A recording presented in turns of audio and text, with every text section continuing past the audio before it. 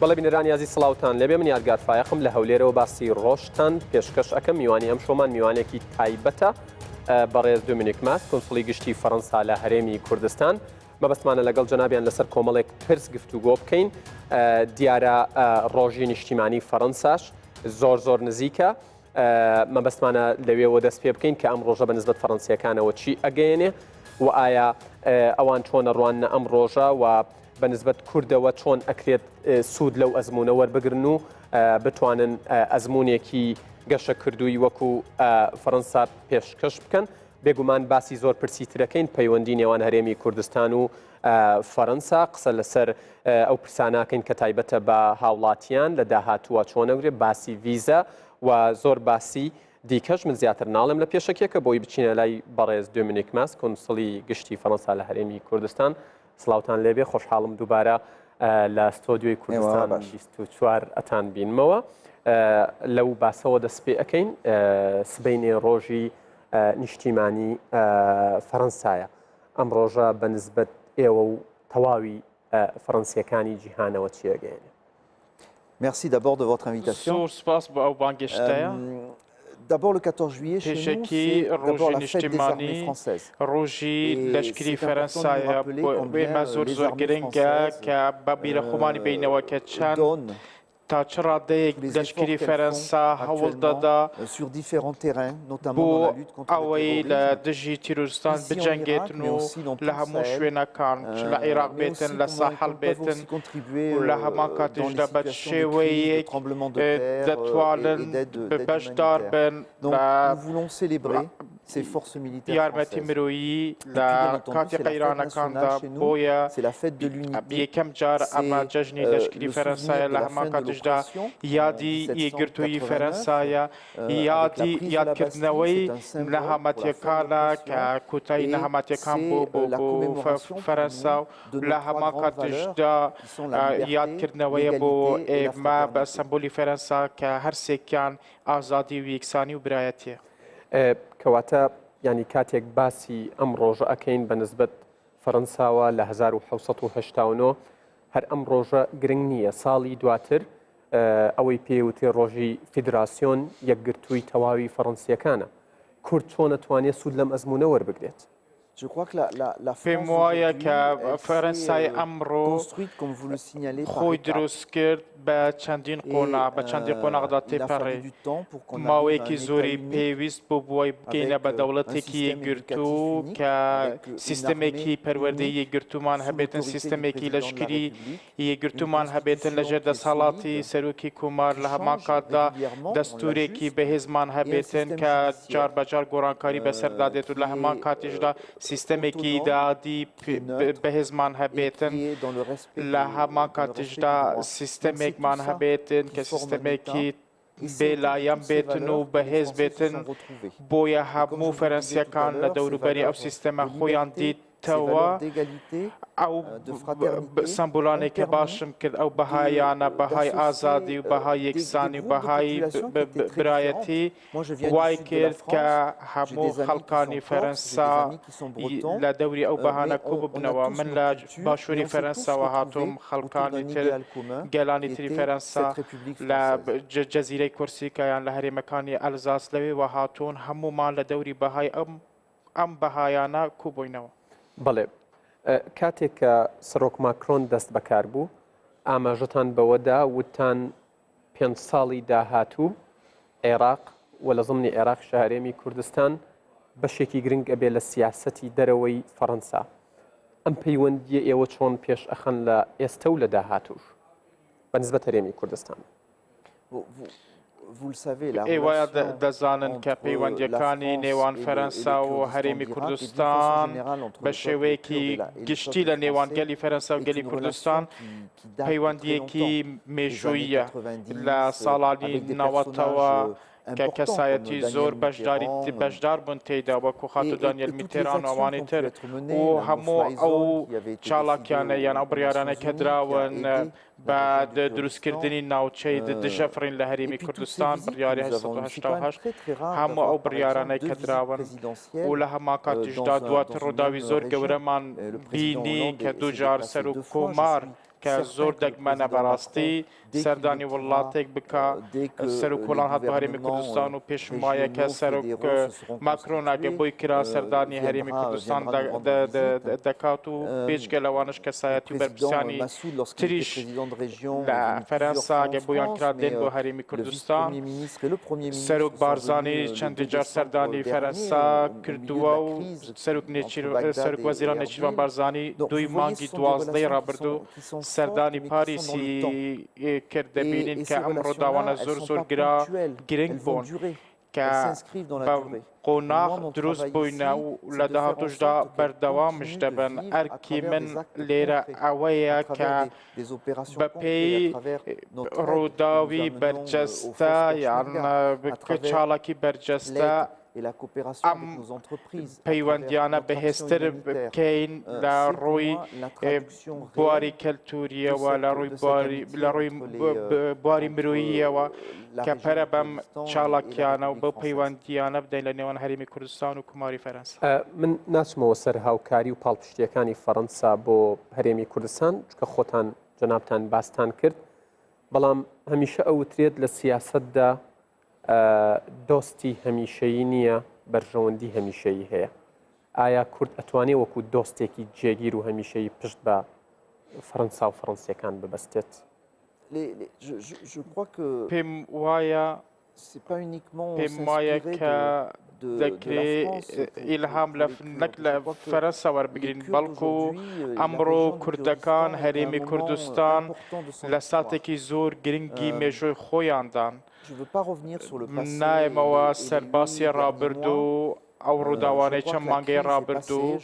پێم وایە کە قەیران بەسەر چووە پێم خۆشە کە قەیرانی نێوان هەرێمی کوردستان و بەغدا تەواو بێتن و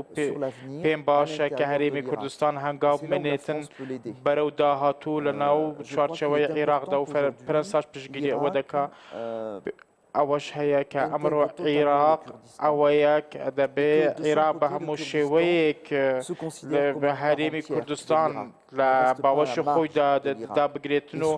پێگەی هەرێمی کوردستان لە بەرچاو بگیرێتن بۆی هەرێمی کوردستانیش بێتە نمونەیەکی دیموکراسی و نمونەیەکی پەرەسەندنی ئابووری پەرەسەندنی سیستەمی تەندروستی بۆیە لێرەدا ئێمە دەکرێت ئیلهام وەربگرین لە سیستەمی فەرەنسی لە دینامیکیەتی فەرەنسا ئیلهام وەربگرین لە ئەزمموی فەرەنسا لە بواری تەندروستی و لە بواری ئابووری و لە بواری پەروەردە بۆیە ئێمە بەڕاستی بن هەوڵ دەدەم کە پەرە بە پەیوەندیەکانی نێوان فەرەنسا و هەرێمی کوردستان بدەین کە بیرۆڕا و شارەزایی بە ئاڵوگۆڕ بکەین لە نێوان هەرێمی کوردستان و فەرەنسا و لە چەندین بواردا لە بواری تەندروستیدا پێم باشە کە هەرێمی کوردستان ئیلهام وەربگرن لە سیستەمی فەرەنسا کە ئەزمون وەربگرن لە شارەزایی فەرەنسا لەم بوارەدا نەک هەم بۆ هەرێمی کوردستان بەڵکو بۆ عێراقیش لە دوو بۆ نمونە شارەزای فەرەنسیمان هەیە و شارەزای بیانی تریشی لێیە کە لە دووهۆکم بۆ یارمەتیدانی پزیشکانی کوردستان من باوەڕم بەو ئاڵوگۆڕە هەیە بە ئاڵوگۆڕی شارەزایی هەیە لە نێوان هەرێمی فەرەنسا و کوردستان. سەبارەت بە ینی یەک پرسیار وەچینە سەر تەوەرێکی دیکە کورد ئەتوانێت وەکو دۆستێکی هەمیشەیی پشت بە فەرەنسا ببەستێت؟ پێم وایە کە مێژۆوەی دەریخستووە کە ئێمە پێکەوەی ئەو هەوڵانەی هەوڵەکانی پێشمەرگە لە چەند ساڵی ڕابردوودا لەگەڵ پەیمانی نێودەوڵەتی کە فەرەنساشی تێدا بوو لەگەڵ هێزەکانی فیدرالی عێراقی ئەو هەوڵانە دەریان خست کە ئێمە بەڕاستی زۆر لە یەکتری نزیکین ئامانجمان یەکە کە شەڕی دژی داعشە بۆیە دووستایەتیمان بۆ ماوەی درێژخایەنە و چوویتە ناو مێژووە بۆیە پێم وایە کە ئەو پارتناریایەکە لە نێوان هەرێمی کوردستان و فەرەنسا بوودا هاتوویە بۆیە پێم وایە کە دەبێت لەو چوارچەوەیە دەرچین کە فەرەنسا دۆستی هەرێمی کوردستانە یان فەرەنسا حەزی لە کوردستان و کەیفی بە کوردەکان دەبێ ئەمانە بەرجەستە بکرێن. پێم باشە کە قوتابی کورد سەردانی هەرێم فەرەنسا بکەن و لە فەرەنسا بخوێنن بە هەمان کاتیشدا قوتابی کوردستان فەرەنسی بێن بۆ ئێرە. بۆ نمونە مەسەلەن لە زانکۆی کوردستان هەولێر قوتابی کوردمان هەیە کە دەچن بۆ فەرەنسا و لەوێ دەخوێنن. نمونەیەکی تر ئەوەیە دوو قوتابخانەی فەرەنسیمان هەیە لە هەرێمی کوردستان. پێم باشە کە نەک ئەو قوتابیانە فێرە فەرەنسی بن بەڵکو ئەو قوتابیانە فێری کەلتور و ڕشنبیری فەرەنسی بن و لە هەمان کاتیشدا پێم باشە کە کۆمپانیای فەرەنسی بێن بۆ هەرێمی کوردستان و بابەرهێنان لە هەرێمی کوردستان بکەن و بۆ ئەوەش دەبێ کەشی هەوای کە گونجاو بوویان بڕەخسێنرێت. جاری پێشوو لە مانگی دووی ئەم ساڵ کە من چاوپێکەوتنم لەگەڵێەوە کرد باسی کردنەوەی فڕۆکەخانەکان و لابردنی سزا و ئابلوقەکانمان لەسەر هەرێمی کوردستان کرد. ئێستا هەرێمی کوردستان جارێکی تر بەڕووی گیانە کراوەتەوە. چۆن سوود لەم چانسەوەر بگرین؟ پێشەکی دەمەوێت بێمە سەر ئەم بابەتە دەبێت سەر ئەم بابەتە کاتێک کە مانگی دوو ڕۆژی سەن ڤەلەنتاین بوو لێرە بووین. دەمەوێت پێتان بڵێم کە ئێمە فەرەنسیەکان ئێمە لێرە ماینەوە. هاوبەشی هەموو ئەو نەهامەتیانمان کرد کە تو ڕۆبەڕۆی کوردەکان بوونەتەوە. ڕاستان زۆر ناخۆش بوون بەس ئاگاداریشن کە ئەو هەوڵانەی کە دراون بە تایبەتیش سەرۆککۆمار ئێمانوێل مەکرۆن کە لە دووی مانگی 12 ڕابردوو پێشوازی لە سەرۆک وەزیرانی چیروان بارزانی کرد. ئەو هەوڵانە هەمووی دران بۆ ئەوەی هانی هەرێمی کوردستان و بەغدا بدەن بۆ ئێلێکتری نزیک ببنەوە، چونکە لە هەردوو لەلایەنی هەرێمی کوردستان و لەلایەن حکوومەتی فیدرالی دۆستمان هەیە هانماندان کە لە یەکتری نزیک ببنەوە. بۆیە بەڕاستی لەم ناوەندەدا ئێمە پێمان ناخۆش بوو کە هەرێمی کوردستان و کوردەکان تووشی نەهامەتی بوون و بۆیە پێشمان باشە کە جارێکی تر ئەمانە دووبارە نەبنەوە. ئەمڕۆ دەبینین کە هەرێمی کوردستان و حکوومەتی فیدرالی چارەسەریان دۆزیتەوە و ئێمەش دەستخۆشیان دەکەین. بەس ئێمە ئەمڕۆ لە قۆناغێکی تر داین وەکو پێشم گوتیش پێشتر کە ئێمە پێمان وایە کە هەرێمی کوردستان لە چوارچێوەی عێراق بەڵکو و کوردەکان نەک لە چوارچێوەی عێراقدا بەڵکو بۆ هەموو ناوچەکە هەرێمی کوردستان دەبێ خۆی دەرخات بکو نمونە لەسەر ئاستی کەسایەتی، لە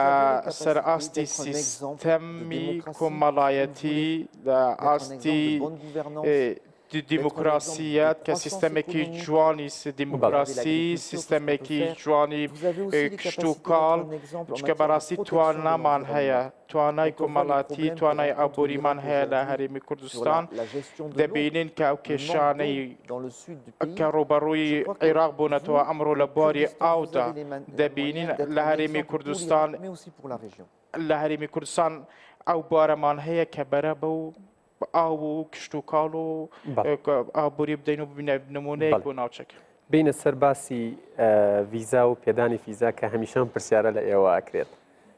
قسە لەسەرەوە هەیە کە ڕێکارەکانی پێدانی ڤیزا لەلایەن حکوومەتی فەڕەنسی و قونسڵخانەوە بە نسبەت هاوڵاتیانی هەرێمی کوردستانەوە قورس کراوە. وایە؟ ئەگەر وایە بۆچی؟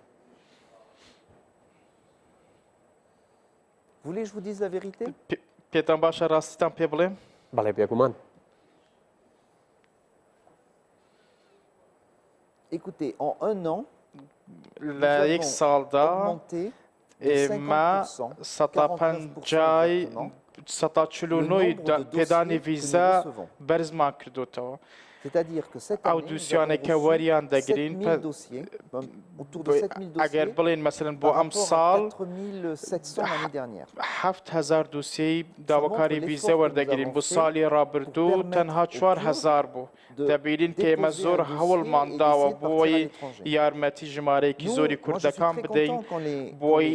بێن داواکاری ڤیزا پێشکەش بە قونسڵخانە بکەن ئێمە زۆر پێمان خۆشە کە کوردەکان بێن داواکاری پێشکەش بکەن و سەردانی فەرەنسا بکەن و گەشت لە فەرەنسا بکەن لە هەمان کاتیشدا تێدەگەم کە کوردەکان پێیان خۆشیشە سەردانی ئەو وڵاتانە بکەن وڵاتانی سوید و ئەڵمانیا و ئەوانی تریش بەس بۆ بێن داوا لە قونسڵخانەی فەرەنسی بکەن بۆ پێدانی ڤیزا دەکرێت سەردانی قونسڵخانەکانی ئەو وڵاتانە بکەن لە هەمان کاتیشدا بەڕاستی من زۆر کاریگەرم یان زۆرم پێ ناخۆشە کە ژمارەیەکی زۆر دوکیومنتی ساختەمان بۆ دێتن بۆ ئەو هەموو ساختە کاریە بۆ ئەو هەموو ئاژانسانەی گەشت و گوزار ئەو ژمارە زۆرەیە ساختە دروست دەکەن من پێیان دەڵێن بەڕاستی بۆ ئێوە بۆ خۆتان دۆسیەکانتان حازر ناکەن ئێمە لە قونسڵخانە بەڕاستی لەژێر کاریگەریە ئەوە داین خاڵێکی تریش هەیە ئەوەیە کە پەنابەری نایاسایی هەیە لە ئەوروپا و لە هەرێمی فەرەنسا کە ژمارەیەکی یان هەندێک خەڵک لە ئەوروپا لە فەرەنسا یارمەتی کوردەکان و خەڵکانی تریش دەدەن کە بە نایاسایی بچن بۆ ئەوروپا بۆ ئێمە ئەمە زۆر ناخۆشە چونکە بەڕاستی ئەوانەی کە بە نایاسایی لە ئەوروپا دەبنەوە تووشی کێشە و نەهامەتی زۆر ناخۆش دەبن بۆ ئێمە ئەمە قبول کراو نییە ئەوەی تریش هەیە ژمارەیەکی زۆر خەڵک دێ داوای ڤیزەی دەکا ئێمە ڤیزەیان پێدەدەین بە سەردانی فەرەنسا ناکەن یان هەر سەردانی ئەوروپا ناکەن باش ئێوە ڕێنماییتان چییە بۆ هاوڵاتیانی هەرێمی کوردستان بۆ تقدیمکردن بۆ وەرگرتنی ڤیزا بۆ ئەوەی نەک لەلایەن کۆمپانیاکانی گەشتیاریەوە هەندێک کۆمپانیا هەڵ نەخەڵەتێنرێن و ئەو بڕەپارەی وەرئەگیرێت بۆ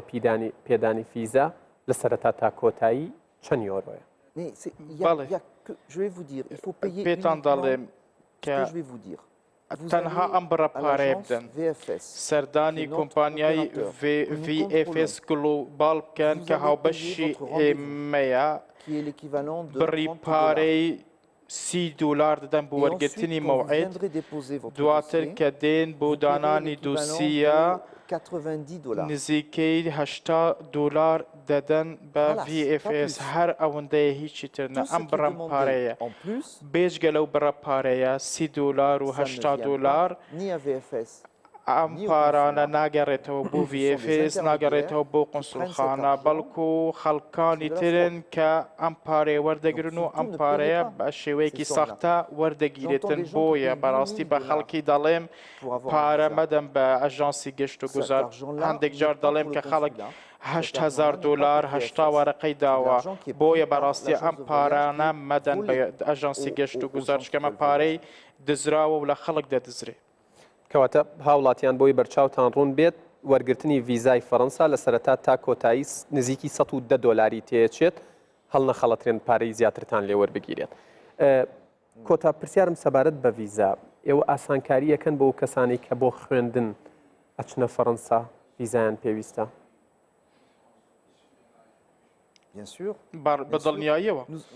بەدڵنیاییەوە ئێمە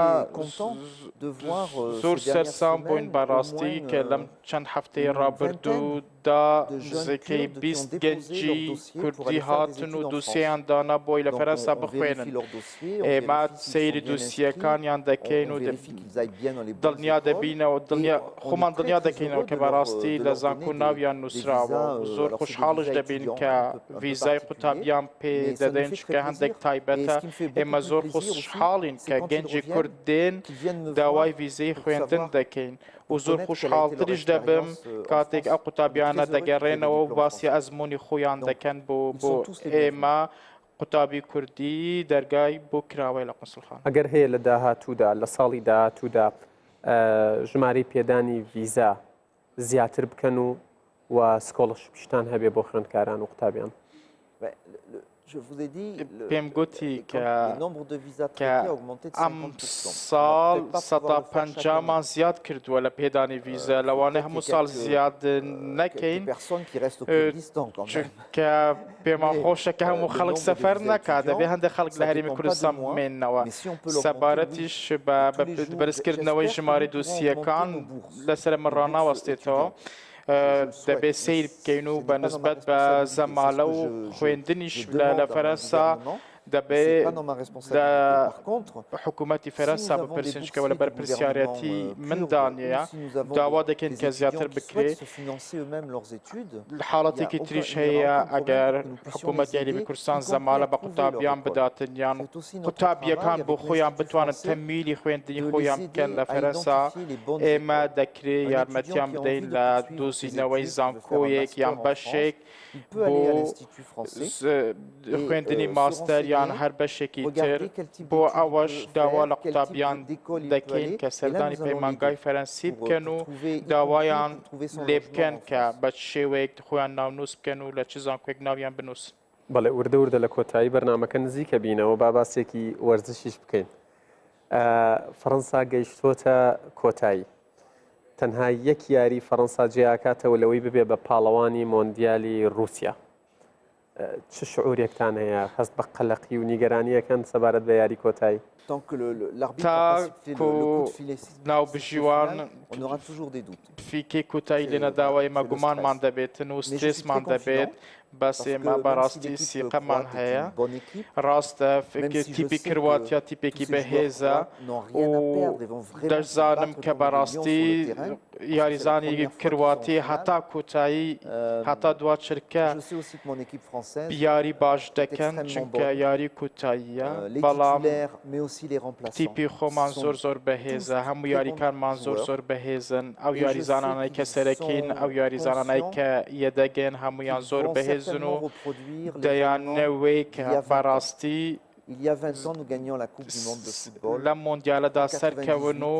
ئەزمۆنی ساڵی 1998 دووبارە بکەنەوە و هیواداریشین کە جارێکی تر سەر بکەوین ساڵی 1998 من لە دەرەوە بۆم نەمتوانی بەشدار بم لە سەرکەوتنی یان لە ئاهەنگێڕانی سەرکەوتن لە شانزەلیزێ و لە برجی ئیڤل بۆ ئەم ساڵیش هیواداریش کە سەرکەوێتن بەس ئەم جارە لەگەڵ ئێوە ئاهەنگ دەگێڕین و پێم خۆش دەبێتن کە لەگەڵ ئاهەنگگێڕان بۆ ڕۆژی نیشتیمانی فەرەنسا دوای ڕۆژێکیش ئاهەنگە گێڕن بۆی ببن بە پاڵەوانی مۆندیال.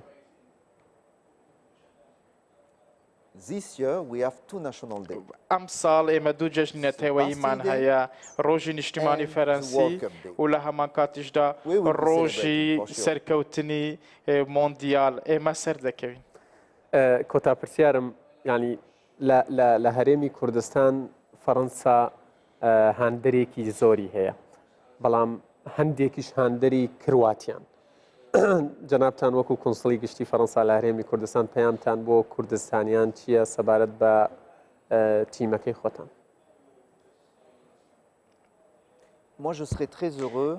من زۆر خۆشحاڵ دەبم کە بە ناوی دووستایەتی نێوان فەرەنسا و هەرێمی کوردستان زۆربەی زۆری کوردەکان پشتگیری و پشتیوانی تیپی فەرەنسا بکەن و لە هەمان کاتیژدا لەگەڵ ئێمە بن بۆ ئاهەنگێڕان. دواتریش ئەمە وەرزشە بەڕاستی یاریە شتێکی ئاساییە کە خەڵکانێک یان هاندەرێک هانی کرواتیا بدەن و ئاگاداریشین ئەگەر کرواتیا سەرکەوێتن بۆ من ئاسایی دەبێتن چونکە بەڕاستی کرواتیا تیپێکی زۆر بەهێزە و لە هەمان کاتیشدا چێمەمە سەرکەوین یان سەر نەکەوین ئێمە هەنگ دەگەیڕین بە بوونەی کۆتایی هاتنی جامی جیهانی لە رووسیا. پرسیارێکی دیکە ئێ سەبارەت بە جەژنی میوزیک سەبارەت بە ئەو چالاکیە کەلتوریانەی بەڕێوە ئەچن پێمان خۆشە زانیاریەک بدەیت بە بینەرانی کورد لەو بارەیەوە. بەڵێ بۆ ئێمە جەژنی موسیقا بۆ ئەم ساڵ ساتێکی زۆر گرنگ بۆ بەڕاستی چونکە پێشێکی دەبوایە هەوڵێکی زۆر بدەین بۆ ڕێکخستنی ئەم ئاهەنگان ئەم کۆنسێرتانە چونکە سێ گروپی فەرەنسی مان هێنا لە فەرەنسا و سێ گروپی کوردیشمان هەبوو سێ کۆنسێرت لە سێ شاری جیاوازدا کارێکی زۆر سەرسام و جیاواز بوو کە بەڕاستی پشتیوانێکی زۆری لێکرا لەلایەن هاوبەشە کوردەکانمان چه کۆمپانیا فەرەنسی و کوردیەکان بێتن چه حکوومەتی هەرێمی کوردستان بێت هەموو ڕازامەندیان دەربڕی کە یا تەمویلی ئەم کۆنسێرتانە بکەن لە هەمان کاتیشدا بۆ ئێمە زۆر گرم بوو چونکە ساڵێک دوای ئازادکردنی مووسڵ ساڵێک دوای ئازادکردنی دەشتی نەیناوە دەرفەت هەبوو کە جارێکی تر ئاهەنگ بگێڕین و یادی کەلتور بکەینەوە لە هەرێمی کوردستان و پێشم وایە کە بەڕاستی ئێمە مەطلبێکی شەقامی کوردی بوو کە کۆتایی بە نەهامەتی و نەخۆشیەکان بێنین بۆیە پشتێکی باش بوو کە پێکهاتێکی جیاواز لە موسیقا پێشکەش بە شەقامی کوردی بکەین لە چوارچێوەی ئەم جیاوازیە یان لە جیاوازی گروپە موسیقیەکان یادی جیاوازی شەقامی عێراقی و کوردی بکەینەوە بە کەمینە ئاینی و نەتەوەییەکانەوە بۆیە بە ئاڕاستی ئێمە وەکو پەیمانگای فەرەنسی وەکو کۆنسوڵخانە لە مانگینەوە دەست بە چالاکیە کەلتوریەکانمان دەکەینەوە ئەم جارەیان زۆر بە گرنگیەوە دەست پێ دەکەین و چالاکیمان زۆرتر دەبێتن چکە لە ساڵی ڕابردوو بەهۆی کێشەی فڕۆکەخانە و داخستنی فڕۆکەخانە نەمان دەتوانی بەو شێوەیە چالاک بین بۆیە لە ساڵی داهاتووەوە یا لە ساڵی نوێوێ لە مانگینەوە دەست بە کۆنفرانس و وانەی فەرەنسی و سینەما و چەندین بواری تریش کە دەگرێتەوە بۆیە داوا لە گەنجانی کورد دەکەم کە سەردانی پەیمانگای فەرەنسی بکەن بۆ بەشدار بوون لەم چاڵەکان. زۆر سپاس. بەڵێ بەڕێز دومینیک ماس کۆنسوڵی گشتی فەرەنسا لە هەرێمی کوردستان سپاس بۆ کاتەی بە ئێمە و بە بینەرانت بەخشی. زۆر سپاس. بینەرانی ئەزیزم ئەم بەرنامە تایبەتەی باسی ڕۆژ لەگەڵ کۆنسوڵی گشتی فەرەنسا لە هەرێمی کوردستان بەڕێز ماس کۆتایی هات ڕێزی تەواوی هاوکارانم قبول بکەن تا باسی ڕۆژێکی دیکە ئێوە و کوردستان و فەرەنساش لە ئەمانەتی خوادا بن. کاتێکی خۆش.